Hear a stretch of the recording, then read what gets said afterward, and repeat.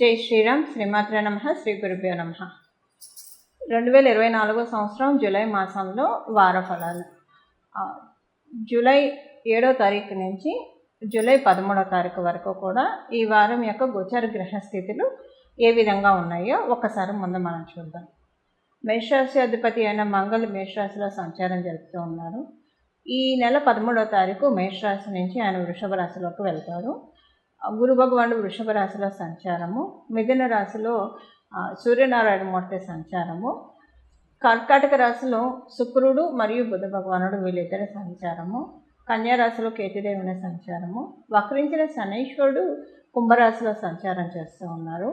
రాహు భగవానుడు మీనరాశిలో సంచారము, భూమిని అతి వేగంగా చుట్టి వచ్చే 12 రాశిని అతి వేగంగా చుట్టి వచ్చే చంద్రుడు ఈ వారము కర్కాటక రాశి నుంచి కన్యా రాశి వరకు ఆయన ప్రయాణాన్ని సాగిస్తున్నారు. అంటే ఈ 3 రాశుల్లో చంద్రుడు ఉంటాడు ఈ వారం మొత్తం మీద. ఇవి ఈ వారం యొక్క గోచర గ్రహస్థితులు. ఈ వారం ఏమన్నా విశేషాంశం ఉందా గోచర గ్రహస్థితుల్లో? మరియు ఈ వారము ఏ పరిహారం చేసుకోవాలి, అసలు ద్వాదశ రాశుల వాళ్ళకి ఎలా ఉంటుంది, ఇదంతా కూడా మనం ఒకసారి చూద్దాము. ఇప్పుడు ఈ వారము స్వస్థానగతుడయ్యి ఈ 2 గ్రహాలు ఉన్నాయి. ఒకటి మంగళ్ మరియు వక్రించిన శనేశ్వరుడు, వీరిద్దరు కూడా స్వస్థానగతుడై ఉన్నారు. పోయిన వారం దాకా బుధ భగవానుడు మిథున రాశిలో స్వస్థానగతుడై ఉన్న ఇప్పుడు ఆయన మిథున రాశి నుంచి బయటకు వచ్చేసారు. ఈ వారం యొక్క స్పెషల్ అంశం ఏంటంటే శుక్ర భగవానుడు కర్కాటక రాశిలో సంచారము.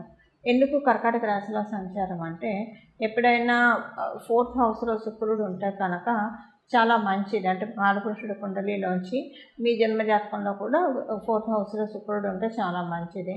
అంటే ఇంట్లో కొంతమంది చూడండి, ఇంట్లో చాలా రిలాక్స్డ్గా ప్లెజెంట్గా చిల్ అవుతూ ఉంటారు. కొంతమంది ఇంటికి వెళ్ళాలంటే అబ్బా ఎందుకు వచ్చిందిరా భగవంతుడా ఇప్పుడు ఇంటికి వెళ్ళాలా అన్నట్లు బాధపడుతూ ఉంటారు. సో అక్కడ సిచ్యువేషన్స్ డిఫర్. ఎవరికైతే 4th హౌస్లో రాహు ఉంటారో వాళ్ళకి ఇంట్లో ఎప్పుడు ప్రశాంతంగా ఉండదు, వాళ్ళకి ప్రశాంతంగా ఉండదు, వాళ్ళ చుట్టూ ఉన్న వాళ్ళకి కూడా ప్రశాంతంగా ఉండదు. అలా ఇంట్లోంచి ఎప్పుడు బయటపడదామా అని చూసేట్లో ఉంటాయి వాళ్ళకి పరిస్థితులు.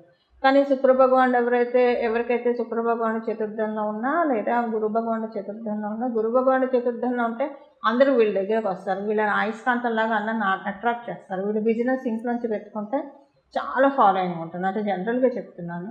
అలాగే శుక్రుడు ఇంట్లో ఉంటే కంఫర్ట్స్ ఎక్కువగా ఉంటాయి అన్నమాట. వీళ్ళు ఇంట్లోంచి బయటకు వెళ్ళడానికి ఎక్కువ ఇష్టపడరు. వెళ్తారు కానివ్వండి, ఎక్కువగా ఇంట్లో హాయిగా రిలాక్స్డ్గా ఉండడానికి ఇష్టపడతారు. ఇప్పుడు ఇదంతా ఎందుకు చెప్తున్నానంటే కాలపురుషుడి కుండలిలోంచి 4వ స్థానమైన కర్కాటక రాశిలో శుక్ర భగవానుడు సంచారం చేస్తున్నారు. అంటే ఇది అందరికీ కూడా మీ జన్మజాతకంలో శుక్రుడు చతుర్థ స్థానంలో ఉన్నా లేకపోయినా, లేదా చతుర్థ స్థానం మీద దృష్టి పెట్టినా లేకపోయినా, కాలపురుషుడు కుండలిలోంచి ఆయన చతుర్థ రాశిలో ఉన్నారు కాబట్టి అది కూడా ఎఫ్లిక్షన్ లేకుండా, అంటే అక్కడ మళ్ళీ రాహు కేతువు కుజుడు వీళ్ళెవరు అలా కలవకుండా, శనేశ్వరుడు ఇలా ఎవరు లేకుండా, ఎఫ్లిక్షన్ లేకుండా బుధ భగవానుడితోటి కలిసి ఉండడం చాలా మంచిది. ఇది ద్వాదశ రాశుల వాళ్ళకి కూడా చాలా మంచి చేస్తుంది. అంటే ముందు ఇంట్లో అందరికీ కూడా అనుకూల వాతావరణం, ప్రశాంతమైన వాతావరణం. ముందు శుక్రుడు అక్కడ కర్కాటక రాశిలో ఉన్నంత కాలము కూడా ప్రతి ఒక్కళ్ళు బ్లెస్ చేయబడతారు. అలానే ఇంకోటి ఏంటంటే బుధ భగవానుడితో కూడి ప్రత్యేకించి ఇంట్లో వ్యాపారం చేసే వాళ్ళకి ఇది చాలా మంచి టైం. అది ఇప్పుడు ప్రారంభించమని అసలు చెప్పట్లేదు, ఎందుకంటే దానికి మీ జన్మజాతకం చూసుకునే సపోర్ట్ అయితేనే ప్రారంభించాలి. బట్ ఆల్రెడీ ఎప్పటి నుంచో చేస్తున్న వాళ్ళు ఉంటారు కదా, ఇంట్లోంచి వర్క్ ఫ్రమ్ హోమ్ చేసేవాళ్ళు, అంటే ఉద్యోగస్తులైనా లేదా ఇంట్లోంచి బిజినెస్ చేసేవాళ్ళు, వీళ్ళకైతే ఇంకా చాలా మంచి చాలా అంటే చాలా మంచి పీరియడ్, బాగా కలిసి వస్తుంది ఈ వారము. ఈ వారం యొక్క ఇంపాక్ట్ ఒక నెల అంటే ఒక 2-3 వారాలు ఉంటుంది. సో చాలా బాగా కలిసి వస్తుంది. వీళ్ళు చేసే ఇంటి నుంచి చేసే వ్యాపారము చాలా బాగా కలిసి వస్తుంది. అలాగే వర్క్ ఫ్రమ్ హోమ్ చేసే వాళ్ళకి కూడా చాలా మంచి ఐడెంటిటీ ఇప్పుడు ఉన్న ఈ గోచారం కలగజేస్తూ ఉంది. ఇది ఇప్పుడు ఈ వారంలో ఉన్న గోచారం, అంటే మీ జన్మజాతకంలో బాగా ఉన్నా లేకపోయినా కూడా గోచారం మీకు 50% బఫర్ అయితే ఇస్తుంది. మీ జన్మజాతకం బాగా ఉంటే ఎక్కువగా మార్పులు ఉంటాయి, చాలా మంచి మార్పులు ఉంటాయి. అంటే మీ జన్మజాతకంలో బాగుంటుంటే సపోజ్ మీకు జన్మజాతకంలో చతుర్థంలో గురుడు ఉన్నాడు అనుకోండి, లేదా శుక్రుడు ఉన్నాడు అనుకోండి, ఇది చాలా అంటే చాలా మంచి ట్రాన్సిట్. అందరికీ వచ్చే యోగం కంటే డబుల్ బనాన్స్ ఎలాగో మీకు వస్తుంది. అంటే అంత బాగా మీకు మంచి ఫలితాలు ఉంటాయి. ఇంట్లో ప్రశాంతత, మీరు ఇంటి నుంచి వ్యాపారం చేసేవాళ్ళైనా వర్క్ ఫ్రమ్ హోమ్ చేసేవాళ్ళైనా చాలా మంచి లాభాలు వస్తాయి మీకు. ఆ విధంగా గోచారంలో ఇప్పుడు ఈ స్పెషల్ అంశం అనేది చోటు చేసుకుంటుంది. ఇప్పుడు మనం ద్వాదశ రాశుల వాళ్ళకి ఎలాంటి ఫలితాలు ఉంటాయి, చేసుకోవాల్సిన పరిహారం ఏంటి, ఇవన్నీ మనం ఒకసారి చూద్దాం. అంటే మీ జన్మకుండలిలో యోగం ఉన్న లేకుండా ఎలాంటి ఫలితాలు చేసుకోవాలి, ఇది ఒకసారి మనం పరిశీలిద్దాం. ధనుసు రాశిలో పుట్టిన వాళ్ళకి ఈ వారం అనుకూలమైతే ఉంది, చాలా చక్కగా ఉంది. మీకు ఆరోగ్య సమస్యలు ఏమైనా ఉంటే అవి సెట్ అవుతాయి.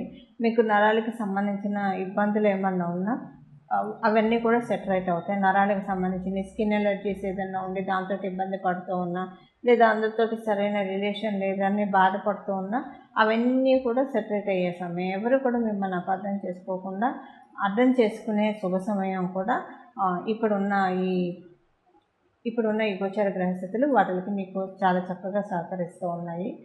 సంతానపరంగా చాలా బాగా ఉంటుంది. అయితే సంతానపరంగా బాగా ఉంటుంది కానీ కొంచెం మీకు కొన్ని పనులు అంటే ఎప్పటి నుంచో బాగా చేద్దాం అనుకున్న పనులు ఏమైనా వాయిదా వేసుకొని మీ అంతటి మీరు ఆపి వస్తుంటే కనుక వాటిని ఇప్పుడు ముందుకు తీసుకెళ్ళడానికి చాలా చక్కటి అవకాశం ఉంది. ఇవి ఈ వారం యొక్క గోచర గ్రహస్థితుల ఫలితాలు ధనుసు రాశిలో పుట్టిన వాళ్ళకి. చూసారు కదండి, మీ రాశి వాళ్ళకి ఎలాంటి ఫలితాలు ఉంటాయో. ఇప్పుడు దీనికి చేసుకోవాల్సిన పరిహారం మనం చూద్దాము. శుక్రుడు బాగా బ్లెస్ చేస్తూ ఉన్నారు. అన్ని గ్రహాల్లో, నవగ్రహాల్లో ఎక్కువగా బ్లెస్ చేసేది ఈ వారం శుక్రుడు మరియు బుధుడు. కాబట్టి మీరు విష్ణు సహస్రనామం వినడము లక్ష్మీ అమ్మవారికి ప్రీతికరము.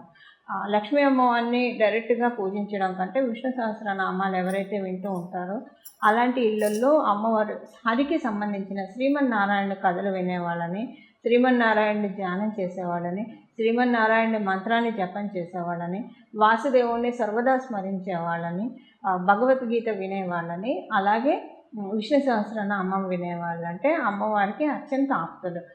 ఇలా మీరు కనుక చేసుకుంటే చాలా బాగా ఉంటుంది. ప్రతిరోజు స్త్రీ సూక్తం, పురుష సూక్తం ఈ వారం రోజులు వితౌట్ ఎనీ ఫెయిల్, అంటే ఆడవాళ్ళైతే సూక్తం చదవకపోవడం మంచిది, మగవాళ్ళు చదవండి లేదా వినొచ్చు. ఇప్పుడు ఎవరైనా వినొచ్చు, చక్కగా వినడానికి ప్రయత్నించండి. ప్రతిరోజు లేవంగానే 3 సార్లు పురుష సూక్తం, 3 సార్లు స్త్రీ సూక్తము.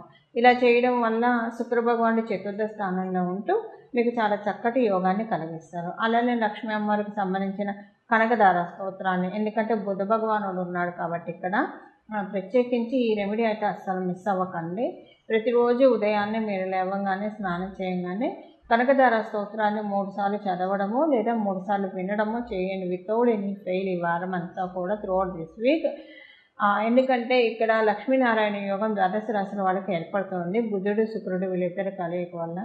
బుధుడు ప్రకృతికి సంకేతం కాబట్టి శుక్రుడితో కలిసి ఉన్నాడు కాబట్టి ఉసిరికాయ కూడా మనకి ప్రకృతి మాత నుంచి వచ్చింది. ఇక్కడ ఉసిరికాయ మనకి తెలుసు కదా, కనకదార స్తోత్రం అసలు ఎందుకు వచ్చిందో మనందరికీ తెలిసి ఇది చెప్పక్కర్లేదు. ఒక వేద బ్రాహ్మణురాలు కనక శంకరాచార్యులు వారు వెళ్ళి భౌతి భిక్షాం దేహి అని అన్నప్పుడు ఒక వృద్ధ బ్రాహ్మణ స్త్రీ ఆవిడ దగ్గర ఏం లేకపోతే ఎండిపోయిన ఉసిరికాయ వేస్తుంది. దానికే శంకరాచార్యులు వారు చేసిన స్తుతికి అమ్మవారు కనకదారగా బంగారు ఉసిరికాయని కురిపించింది. అలాగా ఇప్పుడు కనకదార స్తోత్రం చాలా ఆప్ట్గా ఉంటుంది. మీరు ఇన్నాళ్ళు చేసుకున్నా ఇప్పుడు చేయడం వల్ల నిజంగా ఫలితాలు మీరు తీసేసుకుంటారు. అంటే ఒక్కొక్క స్తోత్రానికి కాలబలం, దైవబలం చాలా బాగా ఉన్న సమయం, అమృత గడియలు జరుగుతూ ఉన్న సమయం ఈ సమయము. సో ద్వాదశ రాశుల వాళ్ళు, ద్వాదశ లగ్నాల వాళ్ళు కూడా ఈ కనకదార స్తోత్రాన్ని ప్రతిరోజు ఉదయాన్నే 3 సార్లు మీకు కుదిరి ఉదయము, ప్రాతః సంధ్య, మధ్యాహ్న సంధ్య, సాయం సంధ్య వేళల్లో చదువుకుంటే ఒక్కొక్కసారి చాలా మంచిది. అంటే ఉదయం లేవగానే స్నానం చేసినప్పుడు ఒకసారి, మధ్యాహ్నం అభిజిత్ లగ్నంలో ఒకసారి, అంటే 12 నుంచి 1 గంటలోపు ఒకసారి, అలాగే సాయంత్రం పూట అసలు సంధ్య వేళలో, ప్రదోష వేళలో ఒకసారి ఇలా చదువుకోవడం కానీ వినడం కానీ చేస్తే చాలా మంచిది. పొద్దున మీరు స్నానం చేసి విన్నప్పుడు చదివినా, మీరు ఆఫీస్లో ఉన్నా, మధ్యాహ్నం పూట ఎక్కడున్నా కూడా మీరు చదవచ్చు, వినొచ్చు. ఇది చేయండి. ఇలా చేయడం లేదు ఇదంతా కుదరదు, ఆఫీస్లో మేము మర్చిపోతామేమో అని వర్క్ దీంట్లో ఉన్నప్పుడు అని అన్నప్పుడు పొద్దున్నే 3 సార్లు చేయడానికి ప్రయత్నించండి. ఇలా చేయడం వల్ల చాలా అంటే చాలా చక్కటి సత్ఫలితాలు. శుక్రాచార్యుల వారి చతుర్థ స్థానంలో ఆ బుధ భగవానుడితో కూడి ఉండడం అనేది చాలా మంచిది. దానికి సంబంధించిన ఫలితాలు పొందడానికి మీరు ఖచ్చితంగా ఈ రెమెడీస్ చేయండి. రెమెడీస్ చేయడం వల్ల మీ జన్మ జాతకంలో లేకపోయినా డెఫినెట్గా 50% మీకు అనుకూలతలు, కుటుంబ పరంగా ఏదన్నా కొనుక్కోవాలన్నా, వెహికల్ ఇలాంటివి కొనుక్కోవాలనుకున్నా దేనికైనా సరే ఇది సహకరిస్తుంది. మంగళం. నమో భగవతే వాసుదేవాయ.